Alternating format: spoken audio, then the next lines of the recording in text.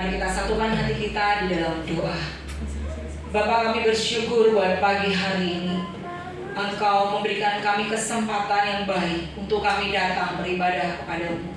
Sebab itu Tuhan, kami tidak mau menyia-nyiakan setiap kesempatan yang sudah Tuhan berikan dalam kehidupan kami.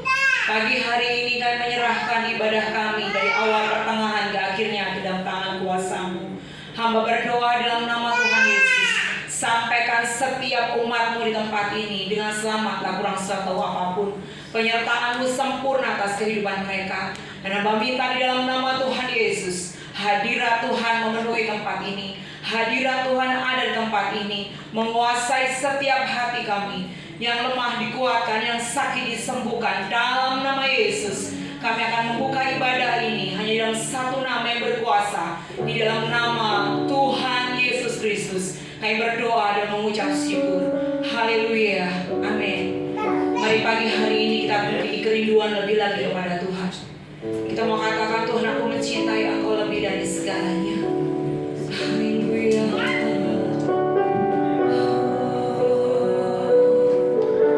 Mari kita sembah Dia, Raja di atas segala raja, Tuhan di atas segala Tuhan. Kami sembah, kami tinggikan.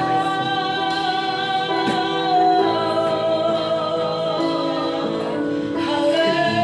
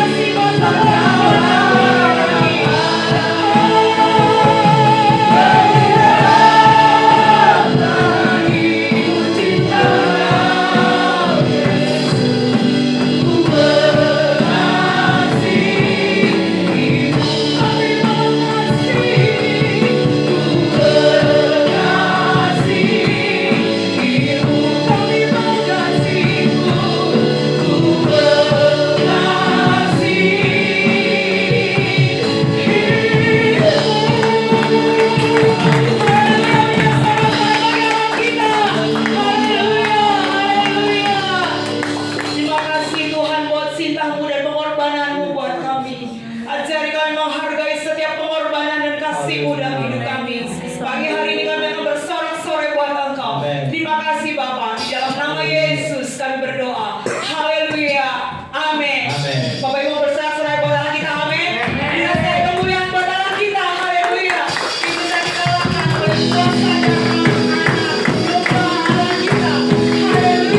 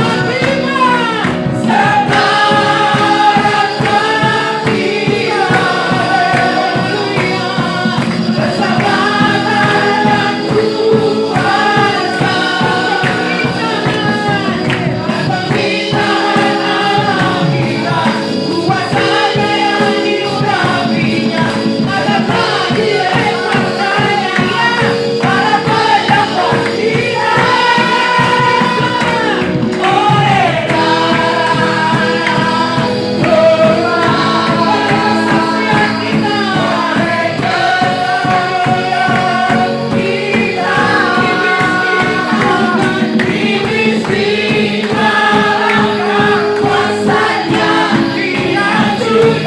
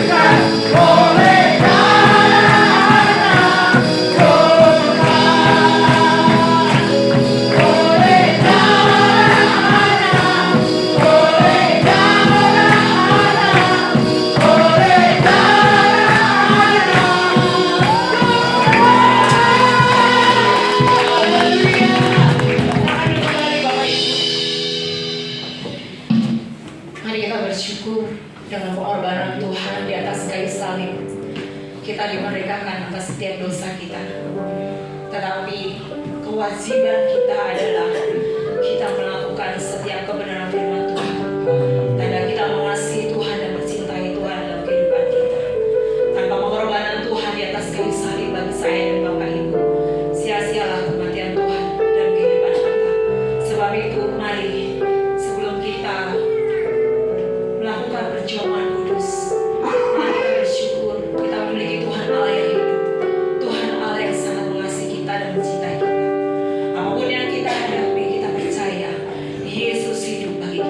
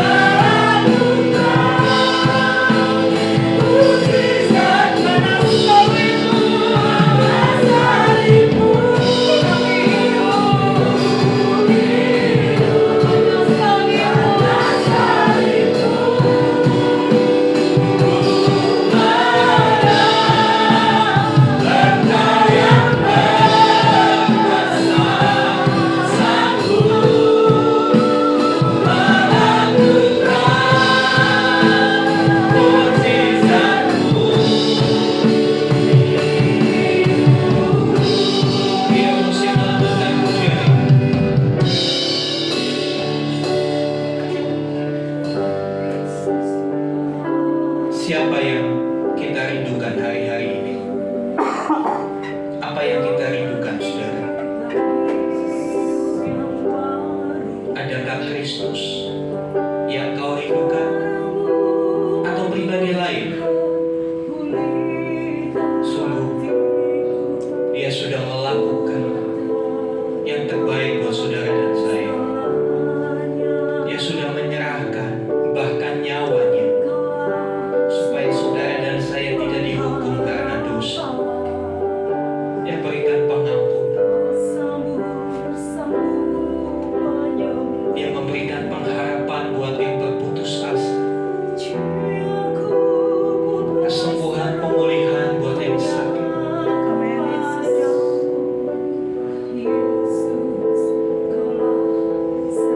Apakah sungguh Dia segalanya buat hidup kita?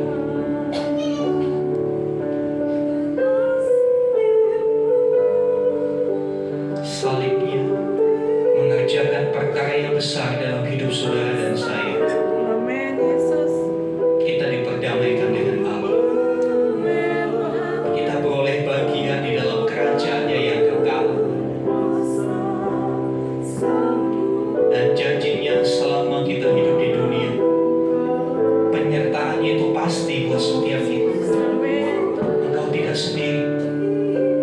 Dalam bergumul menghadapi kesulitan hidup ini, engkau tidak sendiri. Ada Tuhan yang berdampingi. Ada Tuhan yang selalu siap sedia memberikan pertolongan kepadamu. Haleluya, haleluya. Mari naikkan pujian ini dari awal. Katakan hanya Kau Tuhan di hidup.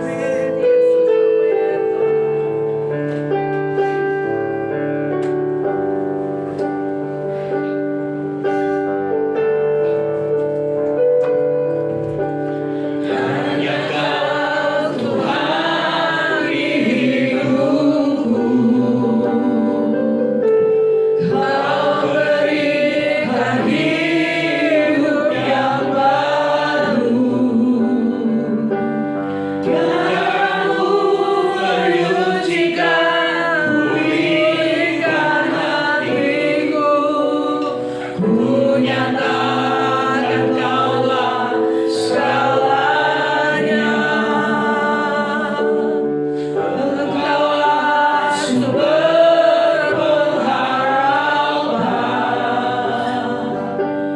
Kuasa-Mu sanggup menyembuhkan. Jiwaku berserah hanya kepadamu. Yesus, Kaulah segalanya.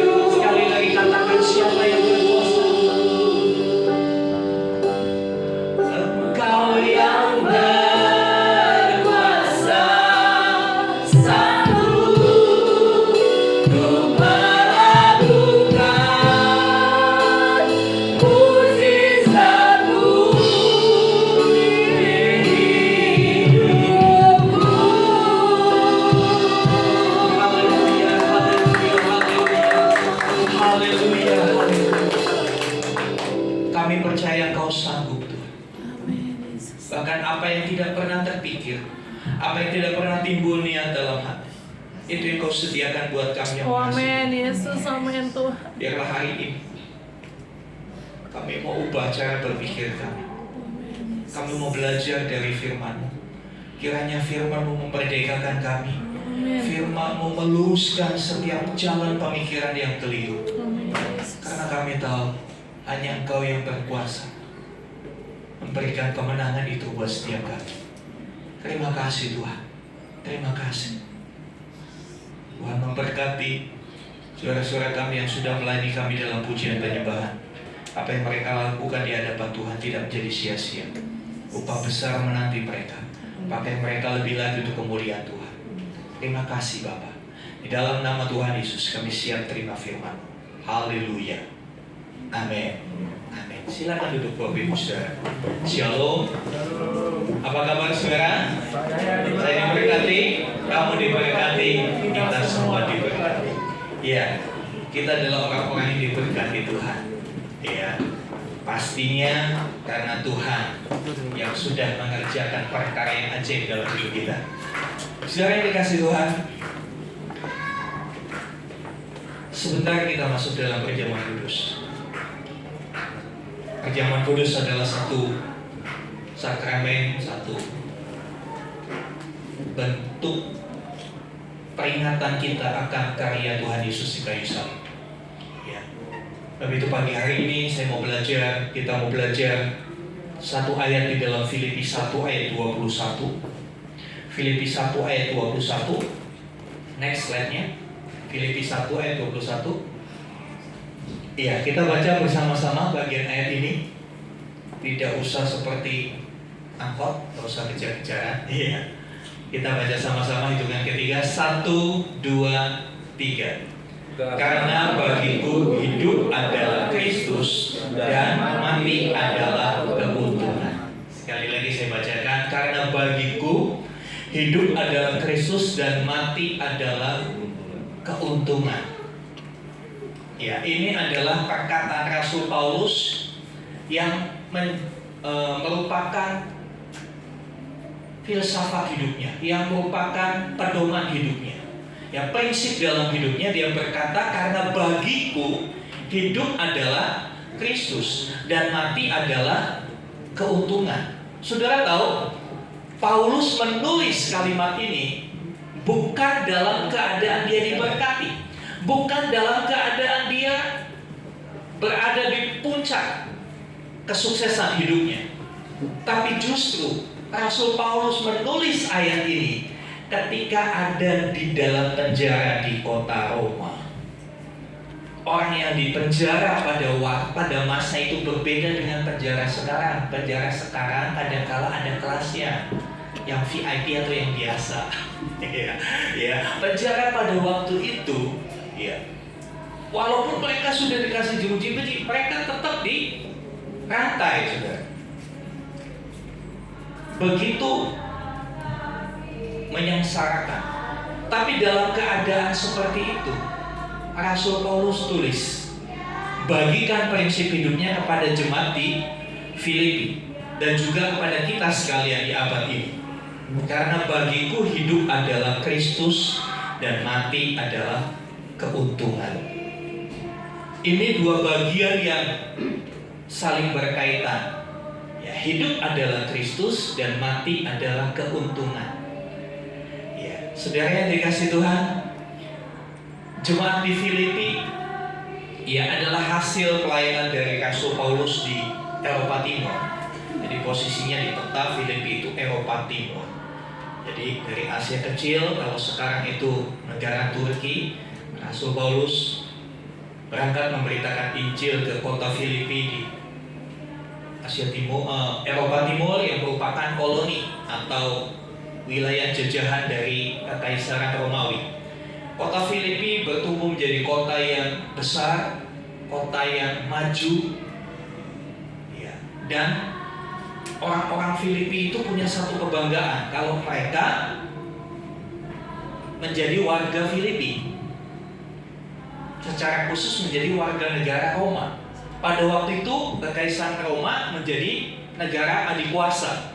negara powerful banget. Ya, sehingga orang-orang yang punya kewarganegaraan Romawi tinggal di Filipi, dia bangga banget.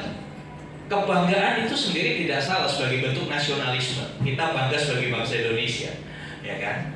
Tapi sesuatu yang berlebih menjadi tidak baik. Mereka terlalu membanggakan statusnya dan mereka ingin menonjolkan diri. Ini loh gua orang Filipi, gua nih warga negara Roma, gua punya hak-hak spesial, gua punya privilege khusus sebagai orang Roma.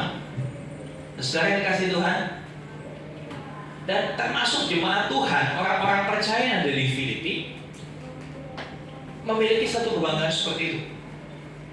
Ya. Mereka tinggal di kota besar, semua fasilitas ada, kemajuannya luar biasa pada waktu itu. Ya memang pada waktu itu belum ada mall seperti Ion di depan. Ya, cuma maju pada zamannya seperti itu. Kita harus pahami ketika membaca Alkitab, maju itu pada zamannya, tidak bisa digambarkan dengan zaman kita. Dan saudara yang dikasih Tuhan, kondisi jemaat yang seperti itu, mereka berlomba untuk menunjukkan identitas dirinya sebagai orang yang sukses, ya, orang yang punya hak istimewa di Roma. Ya. Tapi di sisi lain, jemaat di Filipi juga jemaat yang menghadapi tantangan. Ya, karena apa? Firman Tuhan yang disampaikan Paulus mengajar engkau hanya menyembah pada Tuhan Allah saja. Pada Dialah kamu harus berbakti. Tetapi konsepnya orang Roma, konsep ketuhanannya orang Roma, kaisar adalah Tuhan. Kaisar harus disembah. Ada perbedaan dan itu yang membuat satu sisi mereka bangga sebagai orang Filipi, tapi di sisi lain dalam segi keimanan mereka tertekan. Karena pemerintah Roma mewajibkan mereka menyembah kaisar dan itu berlawanan dengan iman mereka. Saudara bisa punya gambaran di sini. Dan pada waktu itu, ya, surat Filipi ini ditulis Rasul Paulus di dalam penjara sebagai sebuah balasan dan sebagai sebuah surat edaran. Saudara tahu surat edaran ya? Surat edaran itu bisa dibaca siapapun juga, ya kan? Misalnya PLN kasih surat edaran, klaster di Delta ini zona Eropa, tanggal sekian, jam sekian sampai jam sekian mati lampu, itu disebarkan, semua orang bisa tahu, semua orang bisa baca di zona Eropa. Oh, ada pemadaman lampu. Ya. Surat Filipi adalah surat edaran yang ditulis Rasul Paulus dari dalam penjara ketika dia di penjara untuk jemaat di kota Filipi. Lalu ngirim suratnya bagaimana? Pada waktu itu datang utusan seorang pelayan Tuhan diutus oleh jemaat di Filipi untuk membawa persembahan kasih bagi Rasul Paulus. Ya, orang Filipi sadar ini Paulus ini yang merintis jemaat, Paulus ini bapak rohani mereka sekarang sedang teraniaya karena memberitakan Injil di penjara di Roma. Lalu mereka kumpulkan, ayo kita beri sesuatu. Mereka membawa persembahan kasih berupa uang, berupa makanan dan keperluan-keperluan yang diperlukan Rasul Paulus selama dia di penjara. Karena praktis selama di penjara Paulus tidak bisa bekerja. Kita harus ingat, selain dia melayani Tuhan, Paulus juga bekerja sebagai tukang tenda. Karena dia di penjara, dia nggak bisa bekerja lagi. Penghasilannya nol. Hidupnya perlu disupport. Jemaat Filipi mengerti hal itu, mereka kirim lewat seorang yang bernama Epafroditus. Waktu dikirim, Epafroditus melayani keperluan Paulus. Lalu sementara itu Paulus tulis surat balasan bagi ucapan terima kasih dan sampaikan pesan-pesannya. Nah, ayat ini adalah salah satu pesan yang disampaikan Rasul Paulus kepada jemaat di Filipi. Dia bagikan prinsip hidupnya. Dia bilang, karena bagiku hidup adalah Kristus dan mati adalah keuntungan. Next slide. Ya, saudara dikasih Tuhan, apa artinya hidup adalah Kristus? Saudara, Paulus yang walaupun di penjara, ternyata dia punya kewarganegaraan Roma. Dia warga negara Roma karena kelahirannya. Karena kelahirannya, dia mendapat kewarganegaraan itu. Dan itu bisa membuat Paulus menjadi bangga. Seharusnya.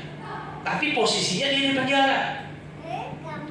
Hak hukum orang Roma, hak orang Roma secara hukum kedudukannya, ketika mereka di penjara, mereka bisa naik banding langsung ke kaisar.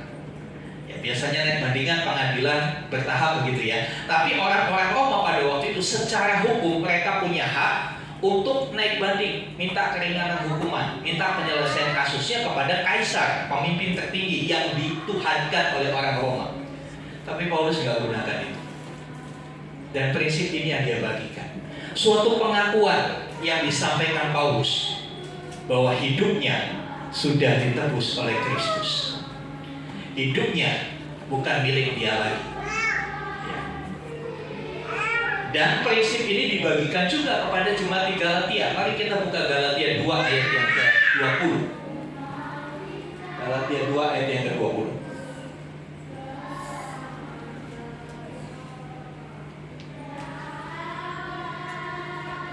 Tolong Pak Didi bantu bacakan Galatia 2 ayat 20.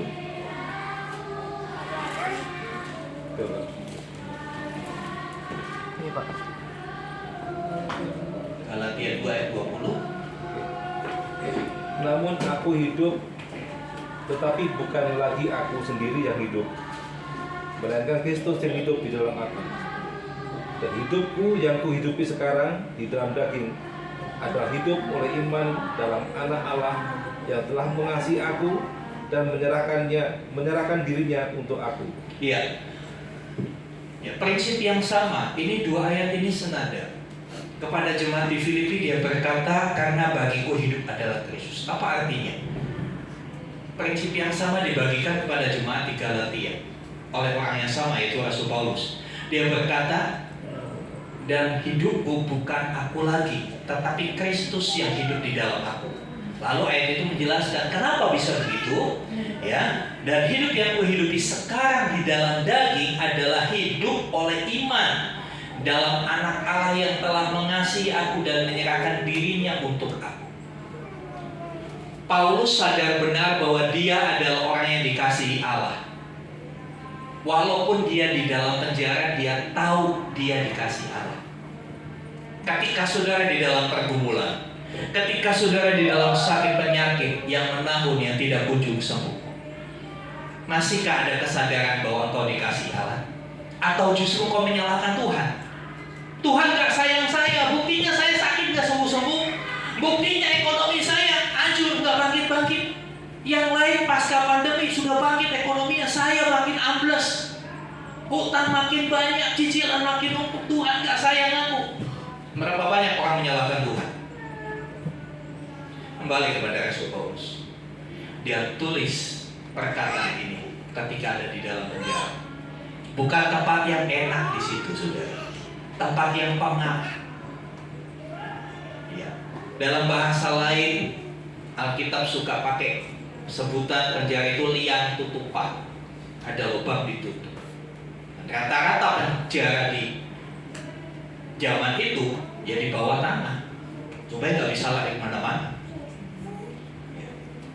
Dilengkapi penjaga berlapis-lapis. Dalam kondisi seperti itu, Paulus masih bisa berkata, bagiku hidup adalah Kristus. Saudara dikasih Tuhan, bagaimana dengan kita?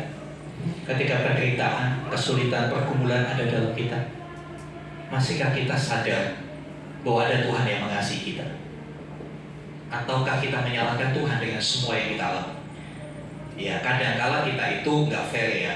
Ya, kadang-kala kita nggak fair. Sebagai contoh, sudah tahu kalau makan sambal kebanyakan itu bisa sakit perut. Tapi tetap ketemu sambal gaspol. Ketika sakit, doanya gimana? Tuhan, tolong, kenapa aku sakit perut? Mau pelayanan Tuhan, sakit perut. Waktu makan sambal, gue. Ya kadang-kala tanpa sadar kita bikin seperti itu. Ya kan? Kenapa Tuhan tidak berkati aku? Waktu diberkati Tuhan, salah menggunakan keuangan. Waktu diberkati Tuhan, waktu Tuhan izinkan kita melimpah, kita tidak bikin skala prioritas dalam mengatur keuangan. Begitu hancur keuangannya, Tuhan, saya kan sudah melayani Tuhan, saya bayar perpuluhan loh Tuhan, tapi kok begini? Saya tanya, siapa yang salah? Siapa yang salah? Ya, jawab di hatimu kepada Tuhan, gak perlu angkat tangan. Siapa dikasih Tuhan? Ya. Kita belajar seperti Rasul Paulus, kita teladani tokoh yang hebat ini. Ya, kalau saudara ingin tahu banyak tentang Rasul Paulus, nanti japri saya kasih pinjam bukunya lebih tebal dari Alkitab tentang kehidupan Rasul Paulus. Ya, diulas, diceritakan, digambar. Saudara yang dikasih Tuhan, dia berkata, bagiku hidup adalah Kristus. Dia sadar betul masih ada Tuhan yang mengasihi dia walaupun ada di penjara. Dan itu terbukti. Itu terbukti dengan apa? Dengan kedatangan Epafroditus yang memberikan persembahan kasih dari jemaat. Makanya Paulus tulis ini. Dia sadar betul dan dia buktikan bahwa Tuhan itu peduli sama dia. Tuhan mengasihi dia. Caranya bagaimana? Tuhan pakai jemaat di Filipi untuk membawa sesuatu untuk kebutuhan Rasul Paulus. Saudara, kadangkala ya, kita berpikir mujizat itu sesuatu yang keren, sesuatu yang spektakuler. Ya, mujizat itu mungkin seorang saudara lagi bergumul, waduh, cicilanku bulan ini nambah, bulan lalu aja belum kebayar. Saudara berdoa, yang saudara bayangkan apa? Ada orang datang ke pintu saudara dan tanya, berapa hutangmu? Gua lunasi. Pinginnya begitu kan? Ya saudara, pinginnya kan begitu kan? Kalau doa, ayo, iya kan? Pinginnya ada begitu. Saudara, kadang-kala Tuhan itu gak bisa didikte dengan cara berpikir kita. Kadang-kala berkat Tuhan itu datang melalui orang-orang yang gak kita duga, yang gak kita prediksi. Ya, mungkin saudara berpikir seperti tadi, berdoa di kamar, Tuhan tolong cicilanku numpuk. Saudara berharap begitu amin ada yang ketok pintu. Begitu yang buka ternyata yang punya jarum. Yang punya BCA kasih duit lunasi. Pinginnya kita begitu. Makanya jangan kebanyakan nonton sinetron deh saudara. Yang sinetron FTV kan kadang-kadang begitu kan? Ya kan? Orang susah jualan cilok, ciloknya ketabrak, ternyata yang nabrak itu bos besar jadi mantunya kan? Terlalu halu ya seperti itu saudara. Pertolongan Tuhan itu kadang-kadang begitu sederhana, begitu alamiah. Ketika kau berjualan, kau posting barang dagangan, udah itu laris, itu pertolongan Tuhan. Amin. Orang kadang-kadang berkata, ya wajar Pak, saya jualan, saya posting, saya ambil pic yang bagus dari angel yang keren, orang suka, orang beli, itu kan wajar, itu kan usaha saya. Tanpa sadar kita meniadakan pekerjaan Tuhan. Paulus sadar betul, jemaat itu bisa kasih sesuatu buat dia itu karena kemurahan Tuhan, bukan karena dia sudah melayani dengan baik. Mereka enggak. Dia tidak berpikir, dia lakukan saja apa yang harus dia lakukan. Dia tahu semuanya Tuhan yang atur, semuanya sudah diskenariokan Tuhan begitu indah. Ya Bapak Ibu saudara yang dikasih Tuhan, ya, mari kita bandingkan Filipi 1 ayat 21 itu dengan Filipi 3. Masih di surat yang sama, masih di surat edaran yang sama. Selanjutnya Filipi 3 ayat 7 dan 8. Tolong tadi kembali. Filipi 3 ayat 7 dan 8. Boleh pakai mic? 7 dan 8. Filipi 3 ayat 7 dan 8. Tetapi apa yang dahulu merupakan keuntungan bagiku, sekarang kuanggap rugi. Lanjut. Malahan, saya ulangi, sekarang kuanggap rugi karena Kristus. Malahan segala sesuatu kuanggap rugi karena pengenalan akan Kristus Yesus, Tuhanku, lebih mulia daripada semuanya. Oleh karena dialah aku telah melepaskan semuanya itu dan menganggapnya sampah, supaya aku memperoleh Kristus. Ya, Filipi 3 ayat yang ke-7 dan 8 ini merupakan kesaksian Paulus. Ya, kalau kita melihat siapa Paulus sebelum dia masuk penjara, dia sudah warga negara Roma. Dia dari kalangan ahli Taurat. Jadi sebetulnya Paulus itu termasuk ahli Taurat, orang yang mengerti kitab, orang pintar, orang terpelajar, dan punya kedudukan sosial yang tinggi di antara orang-orang sebangsanya. Jadi Paulus ini orang Yahudi tapi punya kewarganegaraan Roma. Karena itu dia punya hak khusus, hak istimewa, punya privilege khusus, status sosialnya tinggi. Karena status sosialnya tinggi, biasanya punya power kan. Orang kalau punya status sosial tinggi kan punya power, betul nggak sih? Ya kan, di masyarakat kalau orangnya wah dia S2, wah lain gitu kan. Cara jalannya juga mungkin lain gitu ya. Terus mungkin dia pekerjaannya mungkin anggota dewan atau di pemerintahan, punya kedudukan berbeda. Tapi di dalam ayat 7 dia bilang, dulu yang aku anggap keuntungan, sekarang itu kuanggap rugi. Ini mengkontraskan kondisi orang-orang Filipi yang bangga dengan status sosialnya, bangga dengan kekayaannya, bangga dengan keilmuannya, bangga dengan segala pencapaiannya. Seolah-olah dibanting oleh Rasul Paulus. Dia mengungkap sedikit masa lalunya. Dulu aku begini-begini, tapi semuanya itu aku anggap, bahkan dikatakan apa, sampah. Ketemu kata sampah kan di atas di ayat itu kan. Aku anggap sampah, gak berarti sia-sia. Bayangkan, kewarganegaraan Roma dianggap sampah, ilmunya yang tinggi dianggap sampah. Popularitas Paulus, pada waktu itu Paulus sangat ditakuti oleh orang-orang Kristen sebelum ditangkap Tuhan ya. Dia menganiaya jemaat Tuhan, menangkap jemaat Tuhan dengan surat perintah. Jadi legal yang dilakukan, ada dasar hukumnya. Tapi dia bilang semuanya itu sampah. Dia rela tinggalkan itu, dikatakan dengan apa? Karena pengenalan akan Kristus itu lebih berharga. Pengenalan akan Kristus lebih berharga bagi Paulus. Sebab itu dia berkata hidup adalah Kristus.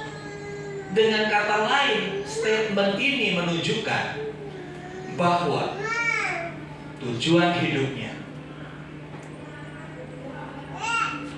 arah hidupnya hanya satu, untuk Tuhan Yesus. Hidup bagi Kristus, karena bagiku hidup adalah Kristus.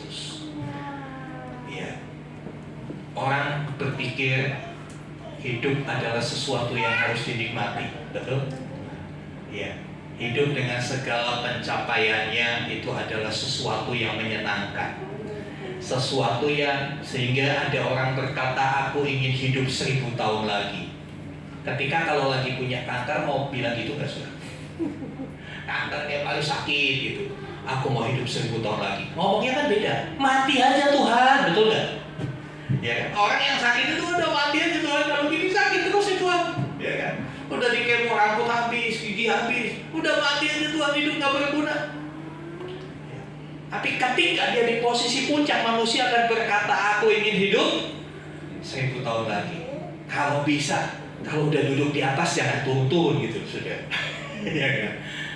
Tapi Paulus nggak begitu. Dia tahu pandangannya bukan untuk di dunia, pandangannya tembus sampai kekekalan. Dia tahu hidupnya sudah dibeli oleh Tuhan Yesus, sudah ditebus, dan Tuhan Yesus begitu mengasihi dia. Tuhan Yesus sudah menyerahkan hidupnya bagi dia. Dia sadar hidupnya bukan punyanya dia. Dia harus membaktikan hidupnya, mengabdikan dirinya hanya kepada satu nama, Tuhan Yesus. Bisa saja Paulus bekerja di kalangan orang Roma. Dia pintar, saudara. Dia dipakai oleh orang Roma karena kepintarannya. Mungkin kalau dia meniti karir politik, dia bisa menjadi salah satu gubernur pada waktu itu. Tetapi dalam ayat 3, pasal 37 dalam dikatakan semuanya sampah, karena pengenalan akan Kristus lebih berharga dari semuanya. Balik kepada kita, saudara. Bagaimana dengan hidup kita? Apa tujuan hidup kita? Apa destinimu hidup ini? Mau kaya? Gak salah. Mau sukses? Gak salah. Cuma mari kita renungkan, apa sih definisi sukses yang sebenarnya? Apakah dengan punya uang banyak, punya kekuasaan, punya popularitas, orang sukses? Ya, saudara yang dikasih Tuhan, mari kita belajar dari pribadi bernama Paulus itu. Dia sungguh-sungguh berkata, bagiku hidup adalah Kristus. Bagi Paulus, Kristuslah yang paling berharga di seluruh hidupnya, lebih dari pencapaian apapun yang dia pernah raih. Ya. Kristus lebih berharga. Bagaimana dengan saudara dan saya? Apa yang paling berharga dalam hidup? Gelarmu, kedudukanmu, pekerjaanmu, koneksi-koneksi. Banyak orang bangga kalau sudah salaman sama Pak Jokowi. Bahkan banyak kali di medsos dibonceng Pak Jokowi. Buat saya itu gambar kurang ajar. Masa presiden suruh bonceng kita, kan kurang ajar juga. Udah tahu Pak Presiden Jokowi kurus, yang diboncengnya, wah itu kan kurang ajar. Tapi orang bangga dengan seperti itu. Dekat dengan pejabat itu sebuah kebanggaan. Paulus pernah mengalami itu, tapi dia bilang semuanya sampah, karena bagiku mengenal Kristus itu lebih. Ya, sekali lagi saya katakan, mari kita renungkan hari ini sebelum kita masuk dalam perjamuan kudus. Siapa yang paling berharga dalam hidup? Apa yang kau kejar mati-matian selama kau hidup? Apa yang kau upayakan pagi, siang, sore, malam? Apa yang dicari orang? Uang. Oh, pintar. Elektronik. Apakah saudara mencari uang juga? Iya. Harus akui kita mencari uang, kita perlu uang. Pelayanan ini juga perlu uang. Iya. Tapi kita harus tahu skala prioritas. Mana yang harus diutamakan, mana yang lebih, mana yang paling. Paulus berkata, bagiku hidup adalah Kristus. Bagimu terserah kamu. Ya, bagimu terserah kamu. Tapi Paulus memilih bahwa hidupnya dia akan serahkan bagi Tuhan. Ya. Tulisan kuning agak kurang kelihatan, bagaimana dengan Anda? Silakan saudara renungkan sendiri. Next statement yang kedua. Mati adalah keuntungan. Apa artinya? Saudara, dunia beranggapan kematian adalah sebuah bencana. Ya, sebuah bencana, puncak dari penderitaan. Ya kan? Sehingga orang, ya, saya waktu itu pernah ketemu seorang yang cukup kaya di kota Jakarta, cukup kaya. Ya, dia punya beberapa perusahaan. Ya, dia punya aset di mana-mana. Suatu kali dia punya kena kanker hati.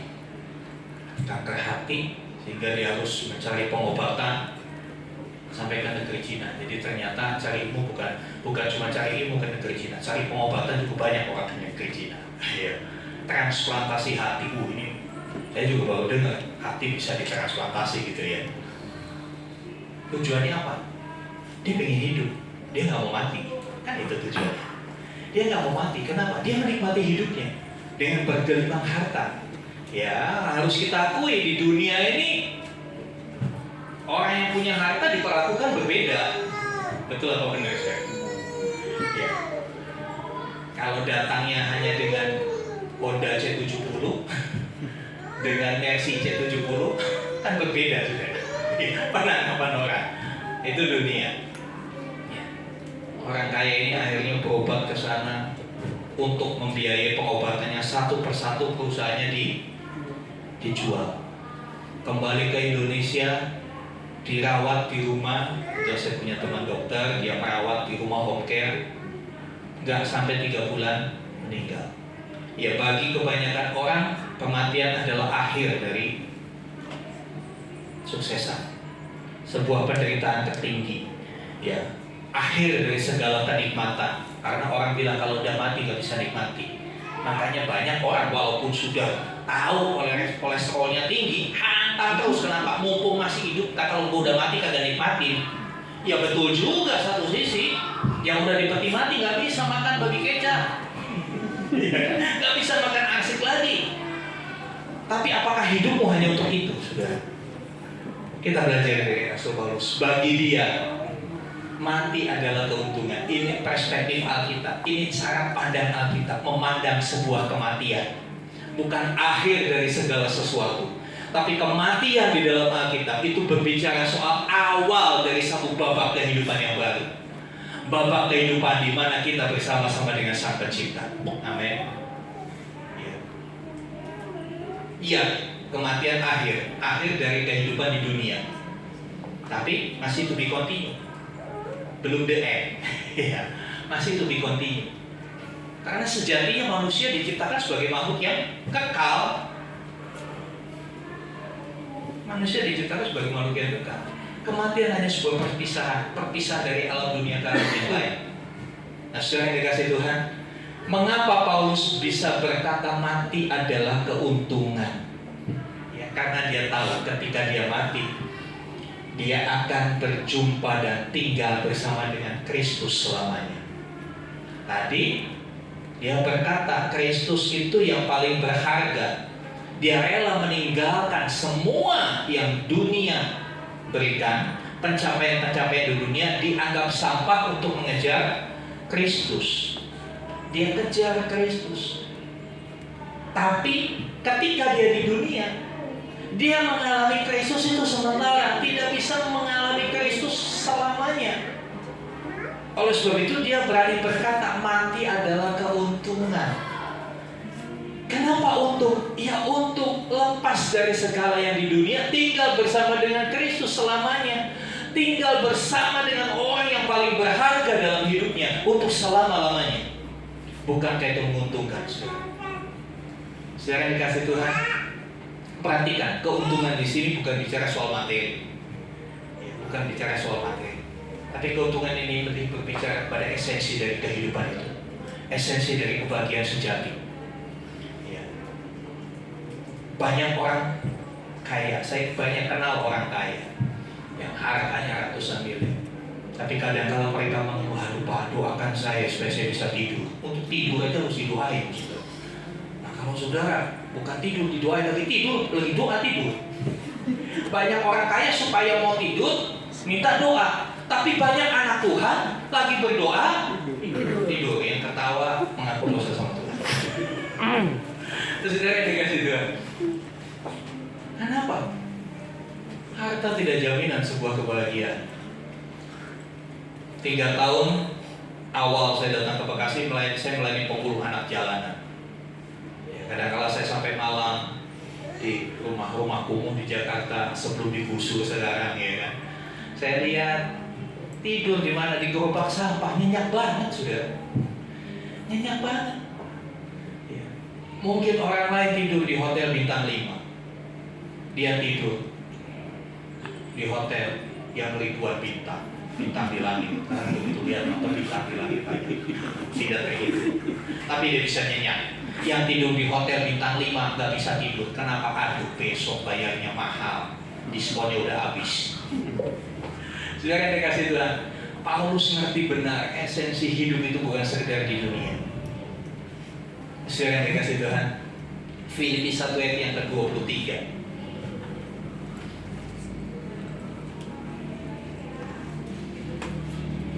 Ya, Filipi 1 ayat 23. Aku didesak dari 2 pihak. Aku ingin pergi dan diam bersama-sama dengan Kristus. Itu memang amin. Tinggal bersama dengan Kristus di dalam kekekalan itu jauh lebih baik daripada tinggal di kota manapun di dunia ini. Paulus tahu, makanya dia bilang mati itu untung. Namun bukan berarti Paulus bilang gini, Paulus ingin mati. Iya, Paulus bilang mati untung, dia di penjara. Dia di penjara, dia menderita, dia bilang untung. Enggak. Iya. Alur berpikirnya tidak seperti itu. Coba lihat ayat yang ke-22. Ya. Dikatakan ayat, saya bacakan mulai ayat yang ke-20 deh, supaya kita punya pemahaman yang lengkap. Sebab yang sangat kurindukan dan kuharapkan adalah bahwa aku dalam segala hal tidak akan beroleh malu, melainkan seperti sedia kala, demikian pun sekarang Kristus dengan nyata dimuliakan di dalam tubuhku, baik oleh hidupku maupun oleh mati. Ini kerinduan Paulus. Baik dia hidup maupun mati, bukan urusan. Yang penting tujuan hidupnya memuliakan Kristus. Karena bagiku hidup adalah Kristus dan mati adalah keuntungan. Tetapi jika aku harus hidup di dunia ini, itu berarti bagiku bekerja memberi buah. Jadi manakah yang harus kupilih? Aku tidak tahu. Ya, konteks ayat 21 bukan berarti Paulus milih mau mati. Enggak. Dia bilang, kalau aku harus memilih, aku nggak tahu. Dia nggak punya hak pilih. Dia serahkan hak pilihnya kepada Tuhan. Aku nggak tahu, aku milih hidup, aku milih mati. Tetapi prinsipnya, kalau aku hidup, itu berarti aku harus bekerja memberi buah. Kalau aku hidup, aku harus bekerja memberi buah. Artinya apa? Kalau kita hidup, kita harus hidup yang produktif. Kita harus hidup yang produktif, bukan hanya menghasilkan uang, tapi menghasilkan kebaikan, menghasilkan kemuliaan buat nama Kristus. Banyak orang produktif berpikir dapat duit, dan duit. Ya kan? Hidup bukan hanya bicara masalah duit. Saudara yang dikasih Tuhan, Paulus berkata, kalau aku harus memilih, aku nggak tahu harus pilih mana. Tapi kalau aku dikasih kesempatan hidup, Paulus berkata begitu.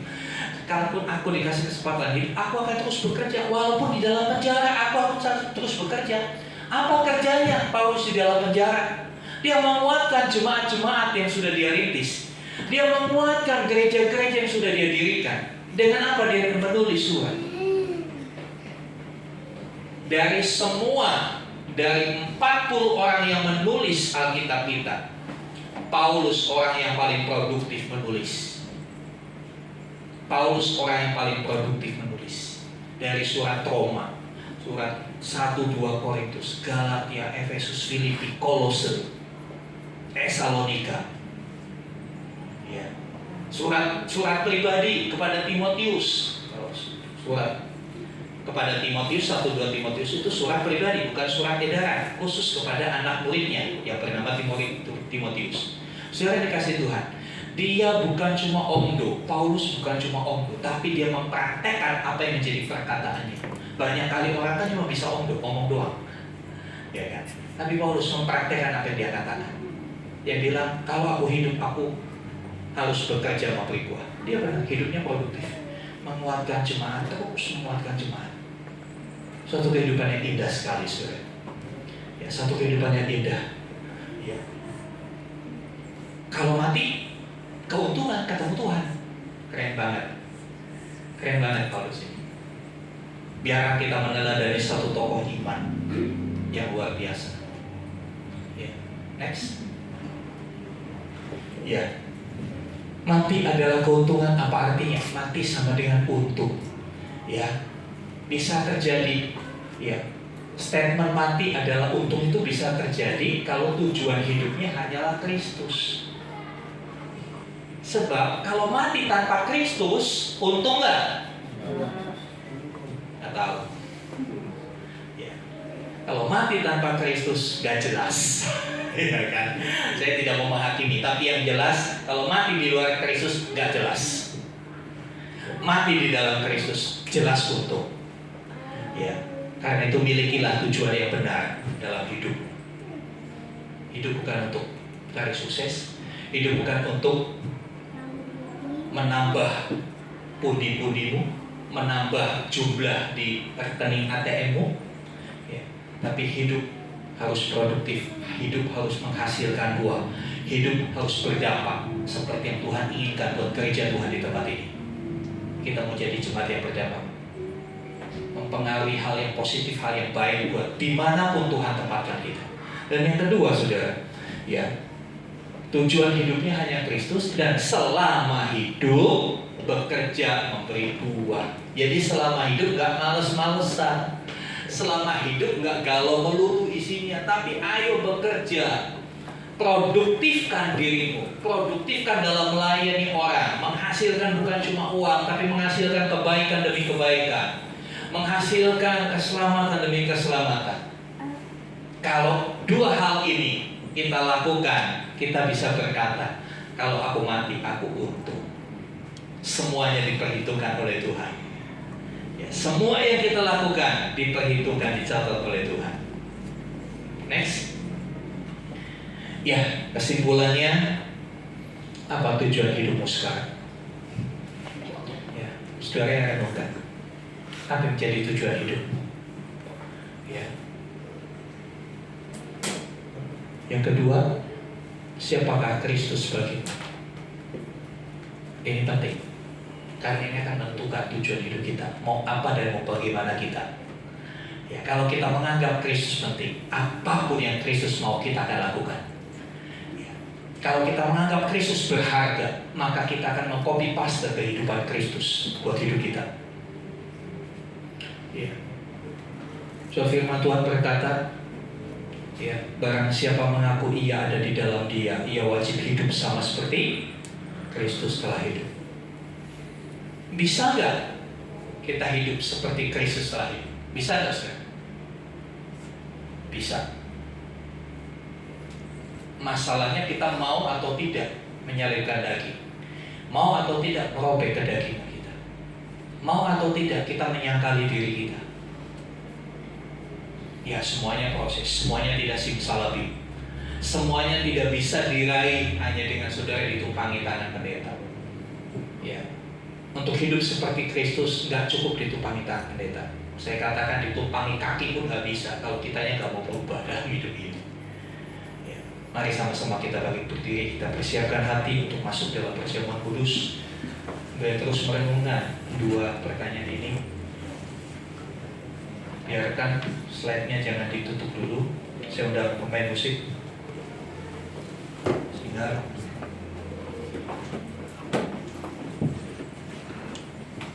beranikah kita berkata seperti Paulus, karena bagiku hidup adalah Kristus dan mati adalah keuntungan. Ya, apapun keadaan saudara sekarang, ketika Kristus punya tempat yang istimewa di dalam hidup, tidak ada alasan untuk saudara menyerah. Ya, apapun pergumulanmu hari-hari ini, ya, saya tahu banyak di antara saudara yang datang hari ini baper, banyak pergumulan, dan begitu banyak pergumulan. Tapi ingat, ada satu pribadi istimewa, Tuhan Yesus Kristus, yang selalu ada di sampingmu. Apakah Dia begitu berharga bagimu? Atau hanya sebagai ban serep? Ya, kalau lagi susah cari Tuhan. Kalau lagi diberkati, lagi enak, nggak perlu Tuhan. Mari saudara, ambil satu komitmen siang hari ini. Kita berkata seperti Rasul Paulus, segala sesuatu ku anggap rugi karena pengenalanku akan Dia. Saya menikmati karena saya mengenal Tuhan. Saya menikmati hidup saya, walaupun mungkin saya tidak kaya, tidak memiliki apa. Tapi kalau kita menjadikan Dia yang paling berharga dalam hidup kita, kita merasa puas. Sudahkah kau puas dengan Kristus? Kalau kau mengejar dunia, kau ingin memuaskan dirimu di dunia ini, engkau tidak akan pernah puas, karena hatimu itu terlalu besar. Seisi dunia ini dimasukkan ke hatimu masih kurang. Hanya Kristus yang lebih besar dari hatimu. Hanya Kristus yang membuat kau puas dan kau cukup. Tuhan senang ketika kita bisa puas bersama dengan Dia. Tuhan tersenyum ketika kita berkata, Tuhan, aku puas. Tuhan, terima kasih buat kasih. Haleluya.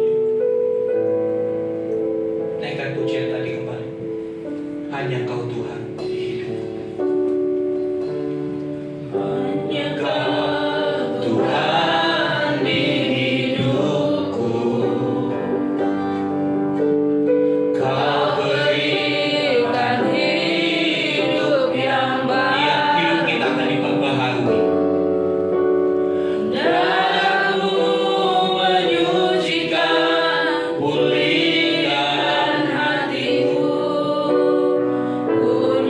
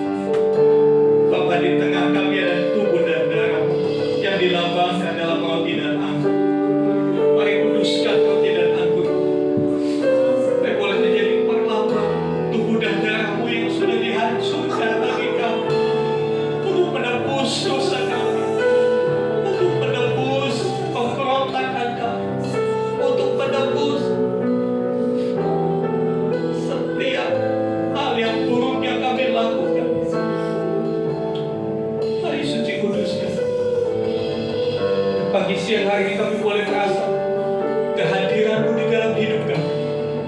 Iya, kehadiran begitu nyata buat setiap kami. Saudara, sebelum mengambil tubuh dan darah, silakan saudara berdoa. Minta pengampunan Tuhan. Minta dilayakkan boleh ambil bagian dalam tubuh dan darah Tuhan.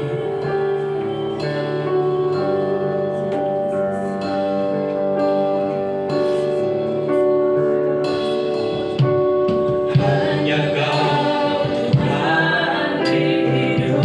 Kecil Roh Kudus sudah bagi setiap kita yang percaya akan karya-Nya. Berikan hidup yang baru.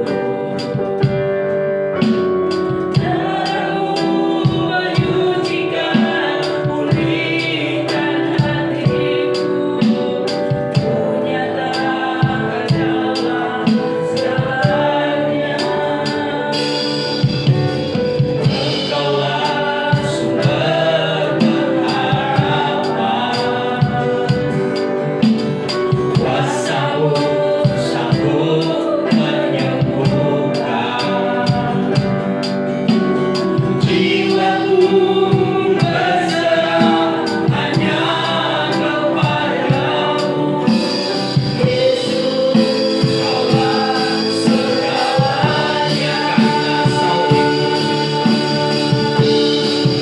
karena salib-Mu. Ku hidup karena salib-Mu. Ku menang. Engkau yang berkuasa, sanggup untuk melakukan mukjizat-Mu. Karena salib-Mu. Ku hidup karena salib-Mu. Ku menang. Yesus yang berkuasa, sanggup untuk melakukan karena salib-Mu. Ku hidup karena salib-Mu. Ku menang. Yesus yang berkuasa, sanggup untuk melakukan mukjizat salib-Mu. Karena salib-Mu.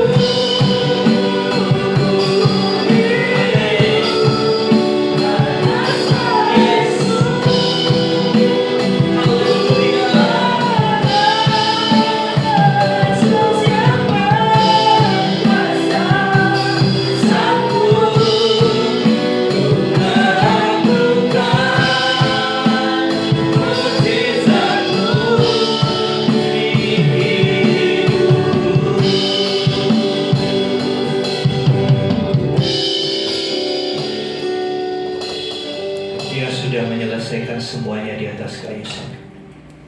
Perkataan terakhir Tuhan Yesus di atas kayu salib, Dia bukan berteriak, aduh sakit, bukan.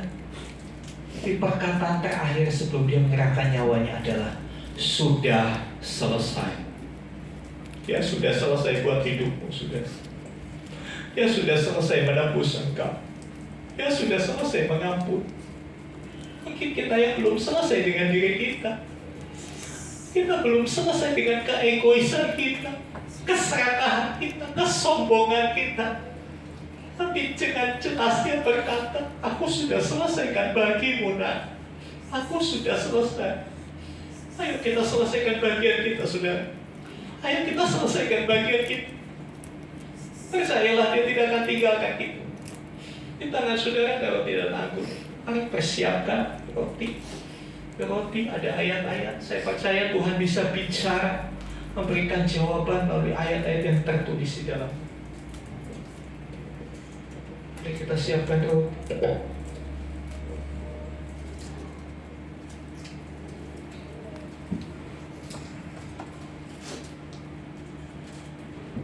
Haleluya.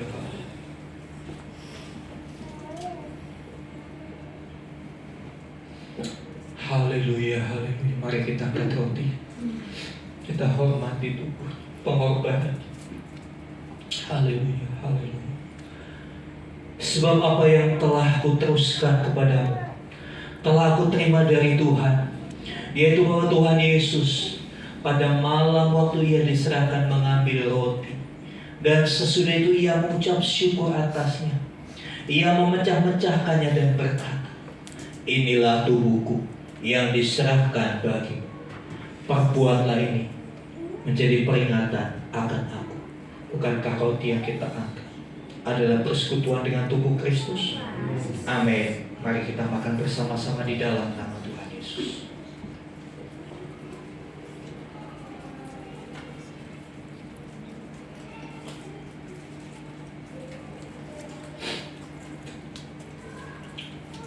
Dia rela tubuhnya dihancurkan dari saudara dan saya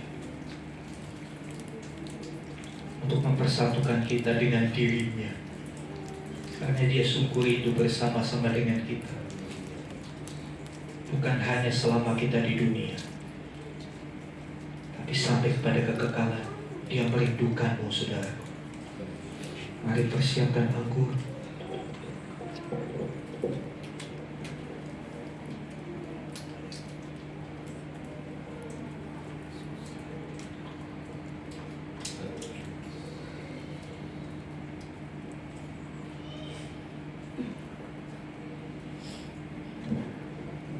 Haleluya, angkat dengan tangan kanan. Demikian juga yang mengambil cawan sesudah makan, lalu berkata, cawan ini adalah perjanjian baru yang dimeteraikan oleh darahku. Perbuatlah ini setiap kali kamu meminumnya, menjadi peringatan akan aku. Bukankah cawan anggur yang ditangkap adalah persekutuan dengan darah Kristus? Amin. Dalam nama Tuhan Yesus kita minum bersama. Haleluya, haleluya. Haleluya, haleluya. Mari sembah Dia, saudara. Mari setiap pribadi berdoa kepada Tuhan. Mari setiap pribadi berkata kepada Tuhan Yesus. Apakah kau menganggap Dia begitu istimewa bagimu? Atau kau hanya menganggap Dia sebagai bangsa? Haleluya, haleluya. Oh, Rabbana sangat terlalu sangat. Kira Rabbana sangat terlalu sangat. Haleluya, haleluya. Haleluya, haleluya. Haleluya, haleluya. Ya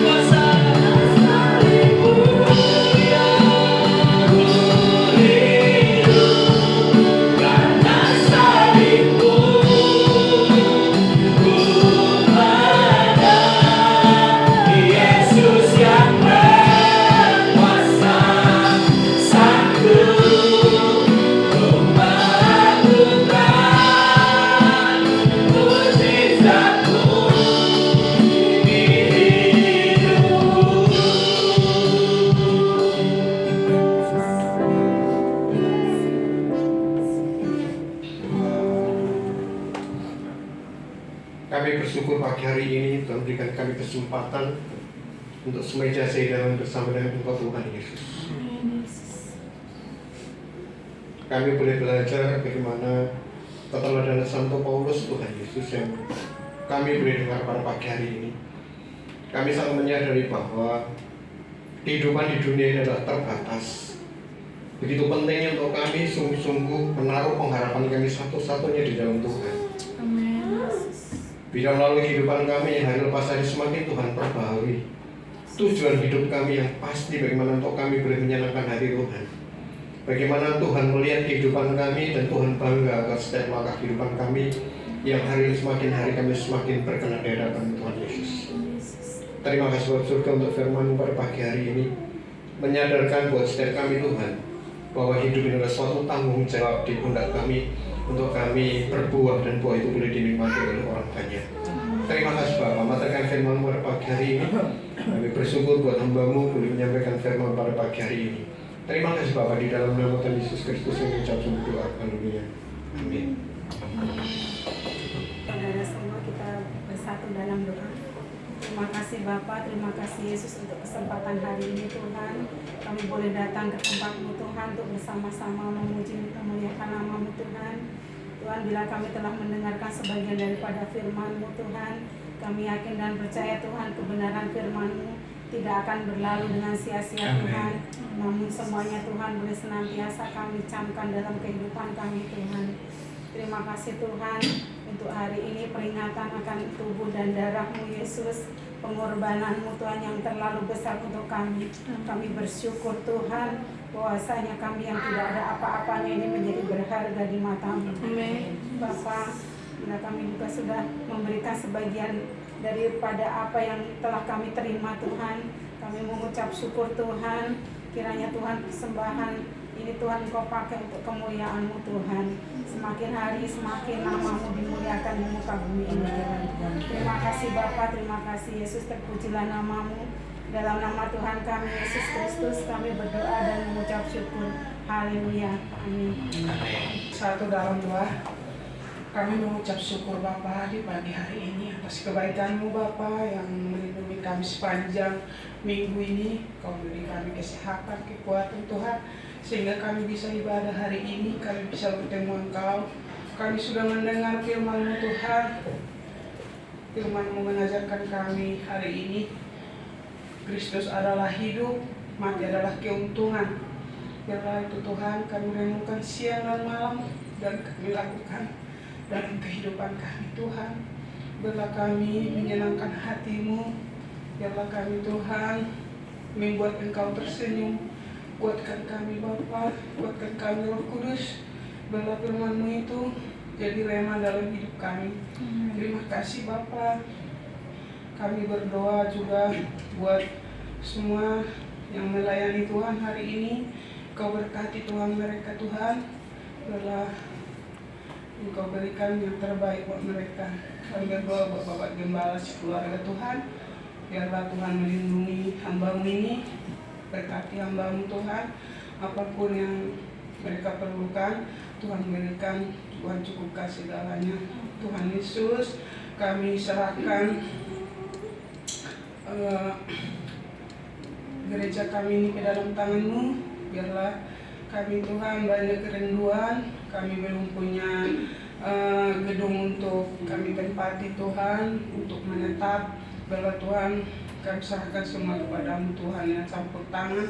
Tuhan bekerja, Tuhan cukupkan segala biayanya agar kami bisa Tuhan mempunyai tempat yang kami bisa gunakan untuk ibadah Tuhan.